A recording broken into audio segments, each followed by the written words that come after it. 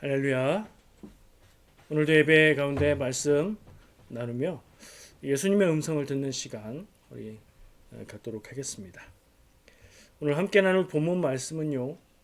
마태복음 11장 7절로 10절까지 말씀입니다. 마태복음 11장 7절로 10절까지 말씀 우리 함께 한 목소리로 봉독하겠습니다. 그들이 떠남에 예수께서 무리에게 요한에 대하여 말씀하시되 너희가 무엇을 보려고 광야에 나갔더냐? 바람에 흔들리는 갈대냐? 그러면 너희가 무엇을 보려고 나갔더냐? 부드러운 옷 입은 사람이냐? 부드러운 옷을 입은 사람들은 왕궁에 있느니라. 그러면 너희가 어찌하여 나갔더냐? 선지자를 보기 위함이었더냐? 옳다. 내가 너희에게 이르노니 선지자보다 더 나은 자니라. 기록된 바 보라 내가 내 사자를 내 앞에 보내노니 그가 네 길을 내 앞에 준비하리라 하신 것이 이 사람에 대한 말씀이니라. 아멘. 자, 오늘 말씀 제목 저는 무엇을 바라세요? 라고 적었습니다. 이 제목은요, 우리가 읽은 본문에서 예수님이 너희가 무엇을 보려고 광야에 나갔냐 하는 질문을 제가 여러분에게 묻는 것을 생각하면서 쓴 제목이에요. 그러니까 오늘 말씀을 듣고 함께 나누고 함께 생각하시면서 제가 여러분들에게 무엇을 바라세요? 하고 물으면 나는 이런 걸 바랍니다 하는 생각을 하면서 같이 나누면 좋을 것 같습니다. 자, 오늘 말씀 읽으면서 캐치하셨는지 모르겠어요. 제일 처음에 이렇게 시작하죠. 그들이 떠남에. 그들이 누구냐? 지난주에 예수님께 와서 질문했던 사람들이에요. 누구죠? 사람들이라고 했어요. 세례 요한 아니죠? 세례 요한이 대신 보낸 제자들이었어요. 세례 요한은 왜 예수님께 직접 질문하지 못했나요? 감옥에 있었죠. 그래서 제자들을 보내서 예수님께 질문을 했고요. 예수님이 대답을 하셨고 그 대답을 가지고 그들은 떠났어요. 세례 요한이 보낸 제자들이 질문을 하고 나서 돌아갈 때 그때에 예수님이 그 곁에 있는 무리들에게 요한에 대해서 말씀하신다. 그런 얘기입니다. 그리고 오늘 본문의 이야기는 예수님이 북치고 장구치고 다 하세요. 무슨 얘기냐? 질문하고 대답하고 다 하세요. 여러분 누가 질문하면 대답하려고 막 생각하고 말하려고 하는데 질문한 분이 대답 들을 생각은 없고 그냥 질문의 형식으로 던지고 자기가 할 얘기를 하는 그런 느낌입니다. 무슨 얘기냐? 너희가 무엇을 보려고 광야에 나갔더냐? 질문이죠. 대답하려고 그러는데 예수님이 말해버립니다. 바람에 흔들리는 갈대냐? 이어지는 말은 뭐예요? 그러면 아니란 얘기에 대답이 있는 것을 생각하시고 넘어가는 거죠. 그러면 그게 아니면 너희가 무엇을 보려고 나간 거냐? 광야에 왜 나갔어요? 광야에 왜 갔어요, 사람들이? 요한을 보러 갔죠. 요한에게 나간 것. 세례 요한이 전하는 말씀을 듣고 세례 요한이 전파하는 세례의 회개의 세례를 받는 거. 그거 왜 했냐? 무엇을 보려고 무슨 의도로 갔느냐? 바람에 흔들리는 갈대 보러 간 거냐? 아니지. 그러면 뭘 보러 간 거냐? 부드러운 옷 입은 사람을 보러 간 거냐? 그것도 아니야. 왜냐하면 부드러운 옷 입은 사람들은 왕궁에 있지. 광야에는 세례 요한이 있고 세례 요한이 입은 옷은 낙타 털로 만든 거친 옷. 그리고 그가 먹는 것은 메뚜기와 석청. 전혀 아니다. 그리고 이어서 하시는 말씀이 그래 왜 나간 거지? 선지자를 보기 위함이었었나? 맞다. 내가 너희에게 말한다. 이 요한은 선지자보다 더 나은, 더 뛰어난, 더 탁월한 사람이다. 이렇게 요한에 대해서 좋게 평가하고 말씀하시는 내용이에요.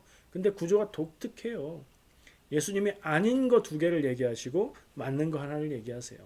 그럼 이 맞는 거를 아닌 거를 얘기한 만큼 강조한다고 생각하시면 돼요. 이게 약간 변형이죠. 한 번 나오면 뭐 그냥 그런 거고, 두 번 나오면 중요한 거, 세 번 나오면 굉장히 중요한 건데, 독특한 방법으로 세 번 써서 강조한 것처럼 한 거예요. 그러면 이건 한 네 번 정도 강조한 거라고 봐야 돼요. 굉장히 중요하다.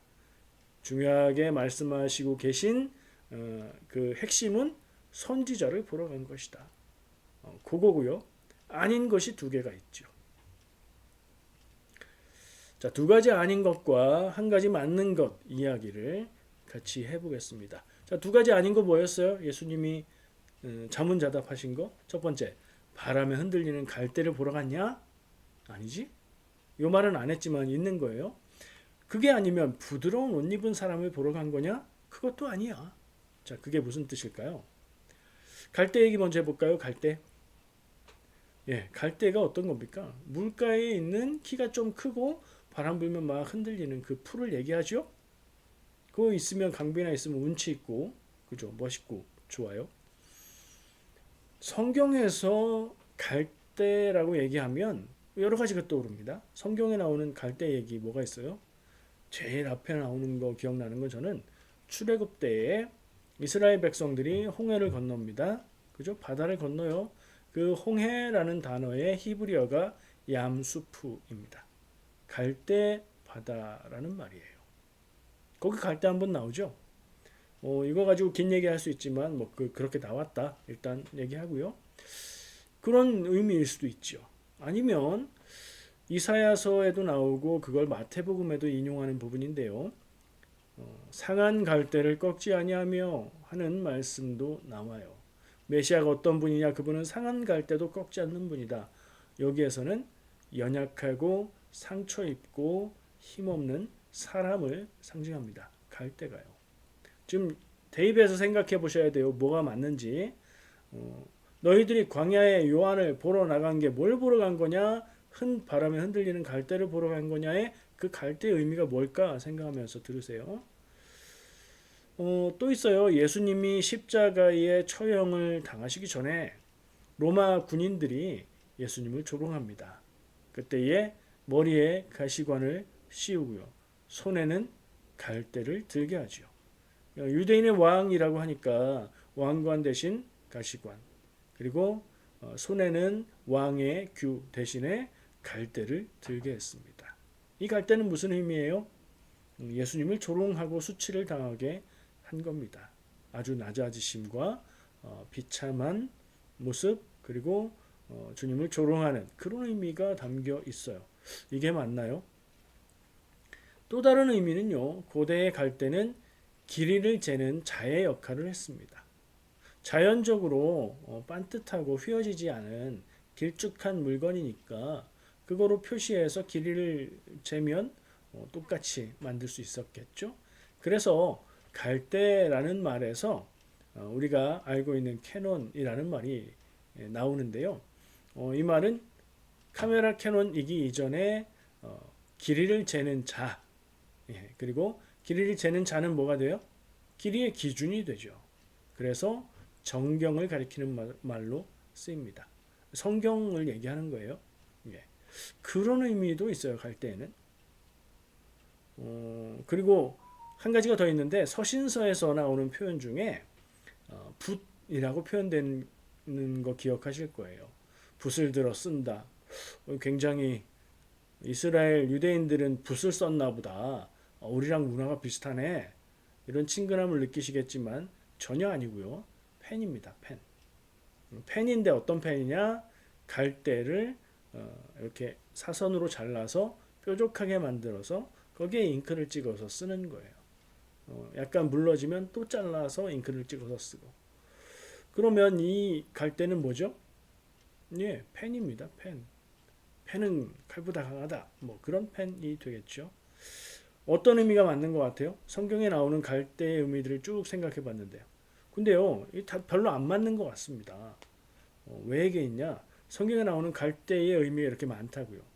그러면 이것들은 상징들인데 우리가 갈대라는 단어가 어떤 상징인지 찾기 위해서 성경을 쭉 훑을 때 내가 아는 거 하나 가지고 꽂혀서 그걸 거기에 대입하면 안 된다는 얘기를 말씀드리기 위해서 쭉 나열을 해봤어요. 그리고 다시 돌아보니까 파랑새는 가까이 있다. 언제나 정답은 문제에 있다. 그 말처럼 이 갈대 의미는 말씀이 기록하고 있는 내용 가운데 들어 있었습니다. 뭐예요? 본문이 뭐라고 얘기해요? 어떤 갈대? 바람에 흔들리는 갈대 보러 갔냐? 이러잖아요. 바람에 흔들리는 것 같은 특성을 가진 거를 보러 갔냐? 그 얘기예요. 바람에 흔들린다는 말의 의미를 우리가 들으면 바로 떠오르는 건 뭐예요? 이쪽으로 바라보면 이쪽으로, 저쪽으로 바라보면 저쪽으로, 왔다 갔다 흔들리는, 한 방향을 흔들리지 않고 꼿꼿이 가리키는 절개 있는 식물들을 동양에서는 또 우리나라에서는 높이 사고 있죠. 그거에 비해서 왔다 갔다 하는 갈대는 흔들리는, 연약하고 주관이 없는 그런 상징을 나타내요. 딱 그 의미입니다. 여기저기 많은 얘기를 했지만 이 말씀의 의미는 바람에 흔들리는 갈대를 보러 갔냐? 세례 요한은 그런 사람이 아니다. 세례 요한은 바람에 흔들리는 갈대처럼 이쪽으로 갔다 저쪽으로 갔다, 이 소리 했다 저 소리 했다, 이 말 들으면 이쪽으로 저 말 들으면 저쪽으로 가는 그런 사람이 아니다. 하나님이 주신 사명을 받아서 그 사명을 최선을 다해서 끝까지 다 성취한 그런 사람이다 라고 얘기하시는 겁니다. 자, 갈대를 보러 갔냐라는 예수님의 질문에서 저는 우리의 모습을 생각해 보았습니다. 우리는 어떻습니까? 아니, 여러분은 어떠십니까? 갈대를 보러 간 사람, 이리저리 흔들리는 그 모습을 보러 가고 또 그렇게 살고 있는 모습은 없는가? 이렇게 질문해 볼 수 있을 것 같습니다. 바람에 흔들리는 갈대를 따라가는 신앙, 뭐처럼 들립니까? 이랬다가 저랬다가 왔다 갔다 그런 신앙이라는 거예요. 팔랑귀라는 말로 얘기하면 금방 다가올 겁니다. 누가 이렇게 말하면 이런가? 누가 저렇게 말하면 저런가? 말 들으면 그냥 참고하고 저 사람은 저렇게 생각하는구나. 나는 내 갈 길을 간다. 이게 안 됩니다. 그런 사람이 있습니다. 귀가 얇은 사람이죠. 남의 말을 잘 듣는 것 성격이라고 생각하십니까? 그런 측면도 없지는 않지만 저는 또 한편으로는 이건 타고난 성격은 아니다. 이런 측면이 있다고 생각을 해요. 무슨 얘기냐? 내 앞에서 벌어지는 일들을 열심히 살피고 진지하게 고민하고 이 일이 왜 그렇게 되나? 이건 왜 이렇게 되는가? 어떻게 그렇게 되는 거지? 이걸 탐구하지 않습니다. 왜요? 귀찮고 힘들고 그렇게 하고 싶지 않으니까요. 그럼 어떻게 합니까? 무슨 일이 일어날 때 저거 뭐야? 무슨 일이야? 어떻게 된 거야? 라고 사람들에게 묻습니다. 그러면 옆에 사람이 생각 없이 말하죠. 몰라. 저거 원래 나쁜 놈이었어. 그래? 나쁜 놈이었구나. 자기가 중심을 가지고 자기 기준으로 찾아보고 숙고하고 판단하지 않고 의존합니다. 그러면 이렇게 말하면 이렇게 듣고 저렇게 말하면 저렇게 듣지요. 그 일이 힘들고 어렵고 귀찮고 나는 그럴 능력도 안 되고 라고 생각하기 때문에 그런 겁니다. 남의 말에 휘둘리는 사람은 성격이라고 말할 수도 있지만 그렇지 않고 자기가 판단해야 될 책임을 남에게 떠넘기기 때문이라고 볼 수도 있지 않을까요? 신앙적인 관점으로 한번 전환해서 생각해 보겠습니다. 신앙도 내가 만들어가고 내가 쌓아가고 내가 든든히 세워가야 할 것이 있는데 그걸 내가 하지 않는 신앙이 있습니다.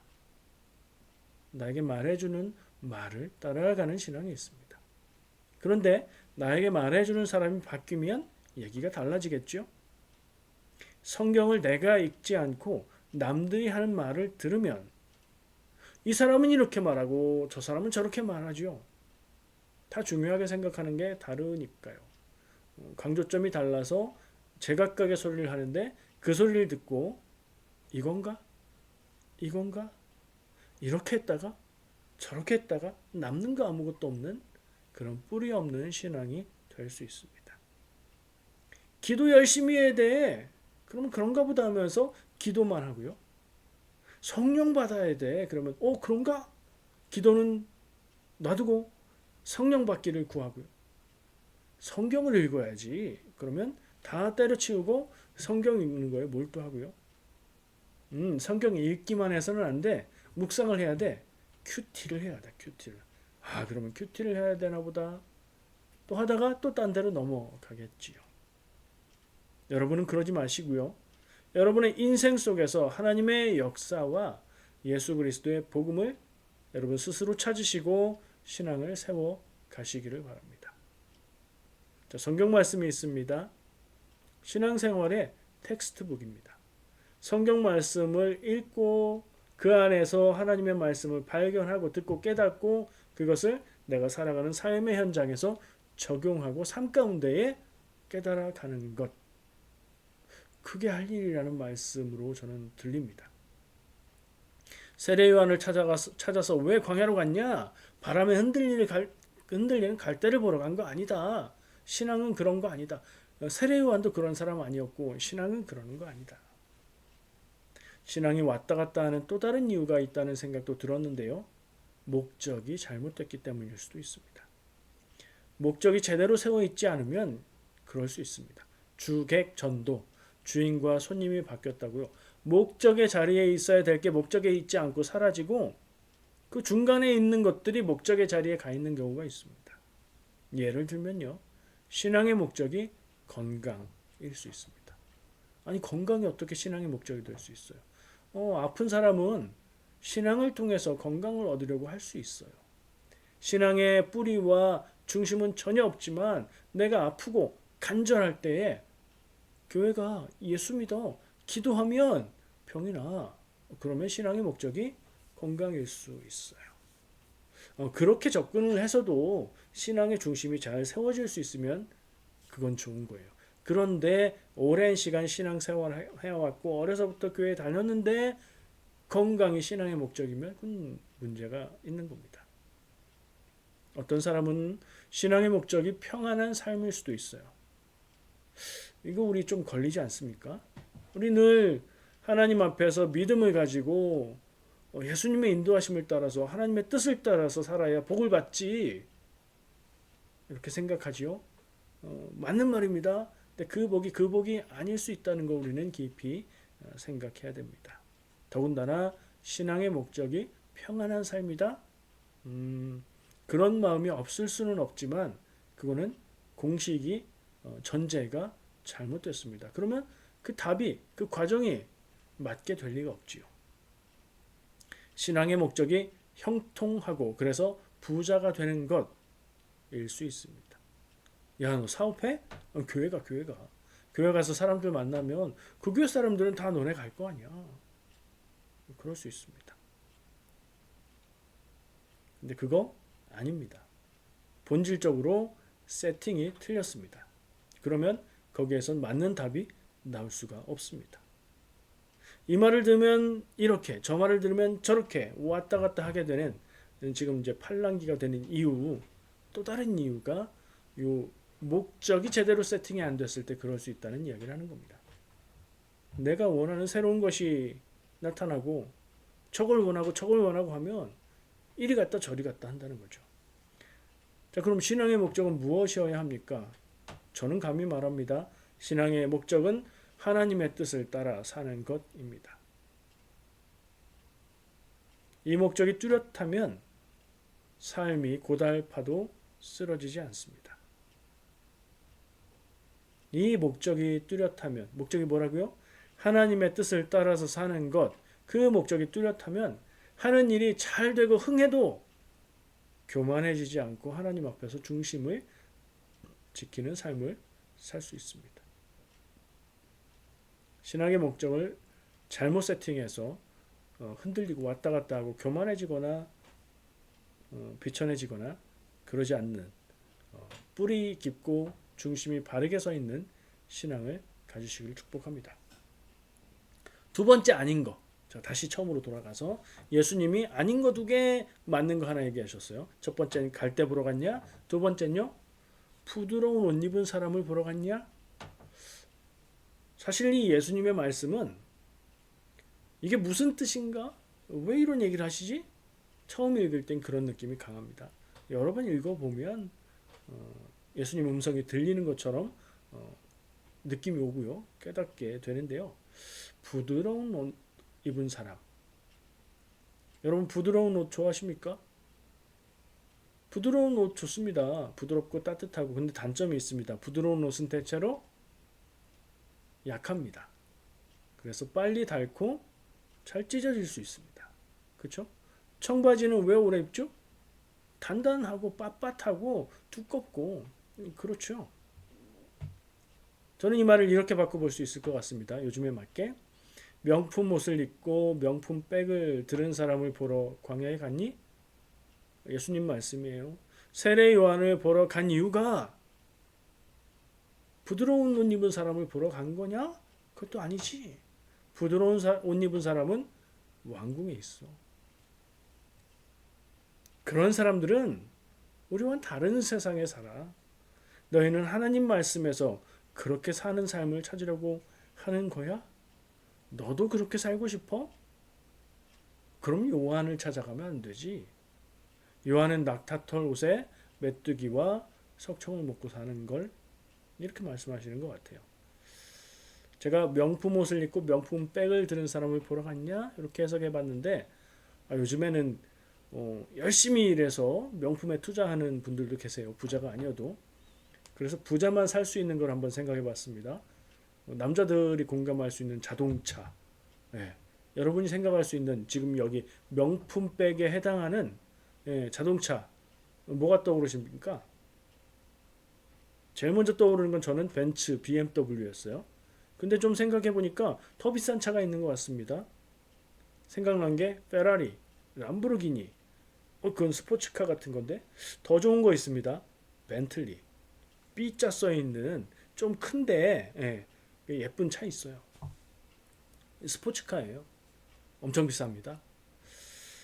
어떤 건 한 3억 정도 한다고 해요. 검색해 봤습니다. 내가 아는 게 맞나? 진짜 제일 비싼 차가 벤틀리가 아니더라고요. 정말로 비싼 초고가 럭셔리 브랜드의 또 그 중에 비싼 것들이 있는데 어, 여러분들이 아실 만한 거, 저도 아는 거, 롤스로이스. 거기에선 차를 만드는데 그 차 가격 규모가 수백억 원대라고 합니다. 오, 차가요. 차가 집보다 비싸요. 어떻게 된 겁니까? 딱 한 대만 만든답니다. 주문하면 그 주문에 맞게 주문 제작을 하는 차들이 그렇다고 해요. 이제는 제가 이름도 잘 모르는 차들입니다. 부가티, 파가니 들어보셨어요? 파가니 이탈리아 브랜드래요. 코닉세그 스웨덴 브랜드랍니다. 들어도 못 본 차들. 이게 수백억 원 단위의 차들이랍니다. 왜 우리가 이걸 모르죠? 우리가 큰맘 먹어도 살 수 있는 게 아니기 때문에 그렇습니다. 그리고 보통 사람들은 잘 모르는 거예요. 우리는 이제 기아, 현대, 토요타, 혼다 뭐 이 정도 선이잖아요. 그만큼 보통 사람의 삶은 최고급 럭셔리와는 거리가 있습니다. 근데 그걸 바라보면서 사는 사람이 있습니다. 열심히 해서 그렇게 살 수 있으면 그것도 나름 의미가 있겠지만 하나님이 바라보시는 관점에서 신앙적인 관점에서 내 삶의 그런 신분 상승과 그것을 바라보며 거기에 매달려 사는 삶은 전혀 하나님의 뜻과 신앙에 맞지 않는다. 예수님의 말씀은요. 부자가 되지 마라. 럭셔리 가지면 안 된다. 그건 죄다. 이런 얘기는 아니에요. 예수님 말씀은 그거보다 신앙적인 동기와 세속적 욕구는 길이 다르다.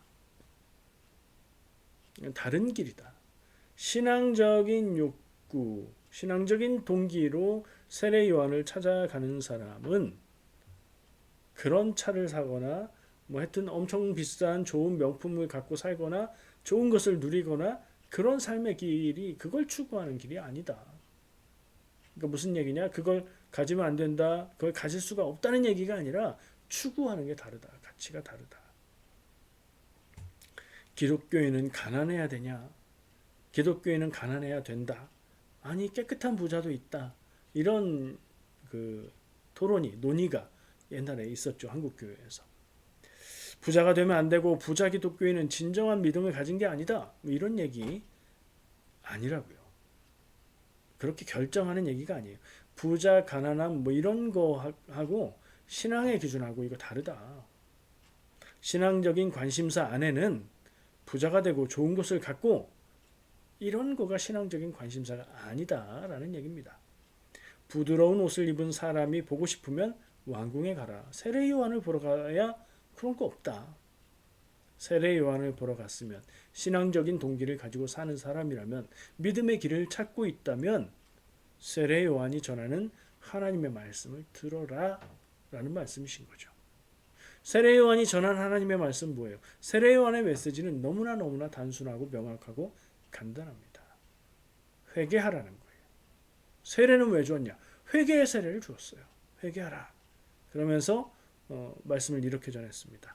회개하라. 천국이 가까이 왔느니라. 많이 들어봤는데요. 예수님도 그렇게 말씀을 전하셨기 때문입니다. 회개하라. 천국이 가까이 왔느니라. 교회에 오면 마음을 쓰고 관심을 갖고 해야 될 초점이 있는데 그건 뭐냐? 하나님을 사랑하고 이웃을 사랑하는 겁니다. 예수님이 말씀하셨어요. 가장 큰 계명이 무엇입니까? 하나님을 사랑하고 이웃을 사랑하라. 성경 말씀 안에 하나님이 내게 원하시는 인생길을 찾아서 그렇게 살기로 애쓰는 것, 이게 신앙에 관심을 가지고 인생에 초점을 맞추고 살아가는 삶입니다. 신앙적인 것처럼 얘기하면서 신앙이 아닌 게 있는데요. 성경에서 부자 되는 법을 찾고 기업 경영의 원리를 찾는다. 성경이 말하는 부자의 비법, 성경이 보여주는 기업 경영의 원리, 비슷한 것도 있습니다. 응답받는 기도의 비밀 뭐 이런 거요. 그것도 아니라는 얘기를 저는 이 말씀에서 읽게 됩니다. 한 가지 맞는 거 마지막. 예수님이 두 가지는 아니었어요. 그렇죠? 그리고 마지막 맞는 건 뭐예요? 선지자를 보러 갔느냐? 옳다. 하지만 그 세례 요한은 선지자보다 더 큰 사람이다. 근데 다른 설명이 별로 없으세요? 선지자는 뭐죠? 원어를 찾아보니까 헬라어 프로페테스입니다. 영어 비슷하죠? 프로핏. 예언자예요. 예언자. 예언자와 선지자는 거의 같은 말인데 용어가 조금 다르긴 합니다. 하나님의 말씀을 전하는 사람입니다. 선지자를 보러 갔느냐는 설명을 갖다 집어넣으면 하나님의 말씀을 전하는 사람을 보고 그의 말씀을 들으러 간 거냐? 그럼 뭘 들으러 간 거예요? 그 사람의 말이 아니라 하나님의 말씀을 들으러 간 거죠. 옳다. 하나님이 우리에게 할 말이 있으시다. 여기에 관심이 있는 사람은 세례 요한이 한 말을 잘 들어라. 세례 요한의 메시지는 회개하라 천국이 가까이 왔느니라. 예수님의 메시지도 회개하라 천국이 가까이 왔느니라. 우리는 선지자의 말을 듣고 회개해야 합니다. 선지자의 말을 듣는다는 것은 곧 하나님의 말씀을 듣는다인 거고, 그건 또 다르게 적용을 해보면 성경 말씀 안에서 하나님의 음성을 찾고 듣고 묵상하고 삶에 적용하는 겁니다. 깨닫는 선에서 멈추면 지식은 많아지지만 삶이 변하지는 않습니다. 삶이 변화되는 것이 우리 신앙의 목적입니다.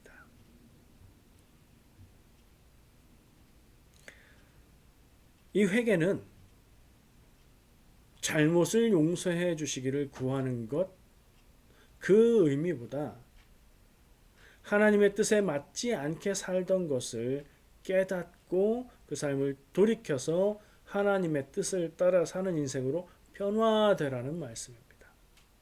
세례 요한이 그 말을 했고 예수님이 그 말을 전하셨습니다. 오늘 예수님의 말씀, 그리고 아닌 거 2개, 맞는 거 1개, 그 중에 선지자를 보러 갔다 하는 말씀에서 우리가 적용할 수 있는 교훈은 하나님의 뜻을 따라 사는 인생을 살자는 것이라고 말할 수 있을 것 같습니다. 하나님의 말씀은, 하나님의 뜻은 어디에 있습니까? 내 가슴 속에요. 이런 거 아니죠.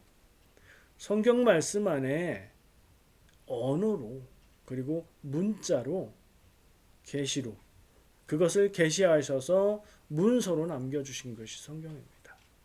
성경 우리에게 주신 겁니다. 성경은 장식도 아니고요. 성경은 예배에 필요한 어떤 도구도 아닙니다. 하나님 말씀이 담겨 있는 귀한 그릇입니다. 그 안에서 하나님의 말씀을 발견하고 나를 향한 하나님의 말씀을 발견하고 그것을 내 삶에 적용하고 그렇게 살아가는 게 오늘 사람들에게 제자들에게 예수님이 주시는 말씀의 핵심이라고 생각합니다. 바람에 흔들리는 갈대처럼 왔다 갔다 하면서 살지 말고 예수 그리스도가 전한 하나님 나라를 바라보며 사시기를 축복합니다. 부드러운 옷 입은 사람 볼 것 없습니다. 우리에게 주신 인생을 성실하게 지혜롭게 사는 것이 더 좋은 길입니다. 내게 주신 것에 감사하고 열심히 그리고 지혜롭게, 이거 되게 중요합니다. 있는 것을 날리지 말고 있는 안에서 지혜롭게 이렇게 살아야 됩니다. 그리고 가장 중요한 것은 마지막 맞는 거, 선지자의 말을 들으며 살자. 선지자의 말은 누구의 말이었어요? 하나님의 말씀이었습니다. 우리는 그 하나님의 말씀을 따라 사는 성도인 줄 믿습니다. 기도하겠습니다.